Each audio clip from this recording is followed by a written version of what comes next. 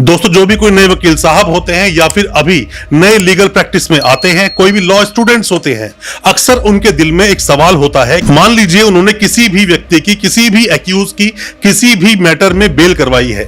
Bell करवाई हो फिर किसी भी कोर्ट से, मान लीजिए बेल करवाई हो किसी भी सीएमएम कोर्ट से, सेशंस कोर्ट से या फिर हाई कोर्ट या सुप्रीम कोर्ट से। तो अब जो बेल फर्निश करवाई जाएगी, मतलब कि ऐसा तो होता नहीं कि किसी को बेल दे दी जाए और सीधा उसी कोर्ट से ही बेल बॉन्ड फर्निश भी करा दिया जाए।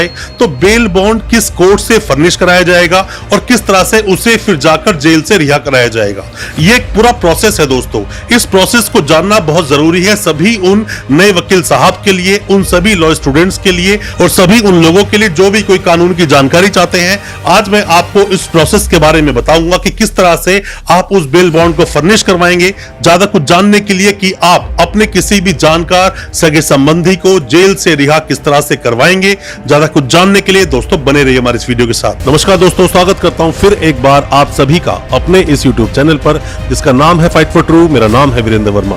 जैसा आप सभी जानते हैं, हम इसी तरह की लीगल अवेयरनेस की वीडियोस आपके लिए लेकर आते हैं और आपको बनाते हैं कानूनी जानकार। दोस्तों, मान लीजिए कि आपने अपने किसी भी जानकार सगे संबंधी की बेल करवा दी। बेल करवा दी सीएमएम कोर्ट से या फिर सेशंस कोर्ट से, हाई कोर्ट से या सुप्रीम कोर्ट से, डिपेंड करता है किस कोर्ट से आपने बेल करवाई। मान लीजिए पॉक्सो केस में कोई भी आपके सगे संबंधी जानकार जेल में बंद थे।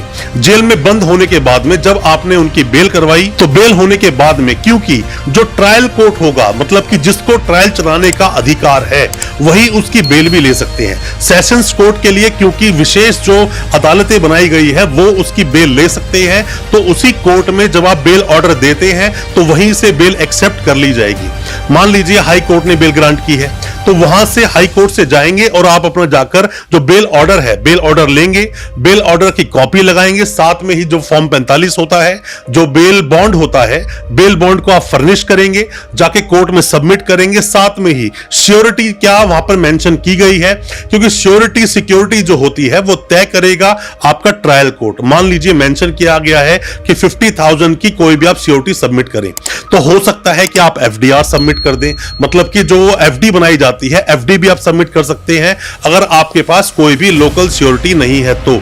या फिर कोई भी ऐसा व्यक्ति हो जिसके पास अपनी बाइक हो, स्कूटी हो, कार हो, तो वो उसके पेपर्स भी वो सबमिट कर सकता है, साथ में आधार कार्ड अपना लगा सकता है। मान लीजिए आपके पास कोई ऐसा व्यक्ति नहीं है जिसके पास की अपनी गाड़ी की कोई भी आरसी हो और एक्यूज है किसी भी दूसरे स्टेट का, तो ऐसे मामलों में अक्सर एफडी बनवाई जाती है, तो एफडी का सहारा लिया जाता है। बट उसके बावजूद भी आपके पास कोई एक व्यक्ति होना चाहिए जिसके पास आधार कार्ड हो और जो वहां पर जाकर श्योरिटी दे सके। दोस्तों, ऐसा नहीं होता किसी व्यक्ति को बेल दे दी जाए और बेल देने के बाद सीधा वो इंसान रिहा हो जाए। उसके बाद भी कुछ फॉर्मेलिटीज होती है, जिन फॉर्मेलिटीज को पूरा करना पड़ता है, उसके बाद ही वो व्यक्ति रिहा होता है। अगर मान लीजिए बेल ग्रांट की गई है ऑनरेबल सुप्रीम कोर्ट के द्वारा भी, तो ऐसा नहीं है कि जैसे ही बेल मिल गई तो बेल मिलते ही उस व्यक्ति को जाकर सीधा जेल से छोड़ दिया जाएगा, जेल से रिहा कर दिया जाएगा, ऐसा नहीं होता।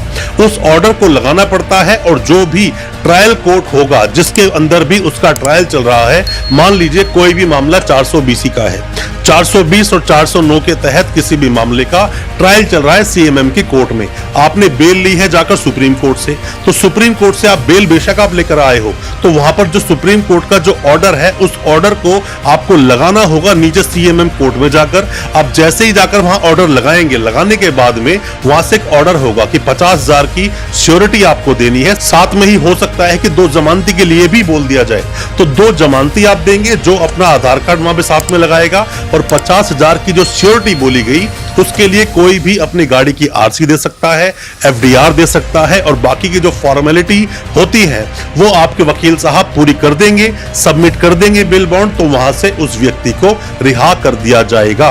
क्योंकि आप लगातार हम लोगों से सवाल जो पूछ रहे थे कमेंट बॉक्स में जाकर, या फिर आप लोग जो हमें व्हाट्सएप करते हैं लगातार, जो भी आप नए वकील साहब है या कोई भी लॉ स्टूडेंट्स हैं जो सवाल पूछते हैं कि हमने कोई बेल करवा ली है तो अब बेल कराने के बाद में रिहा कैसे होगा वो व्यक्ति, तो ये उसका पूरा प्रोसेस है।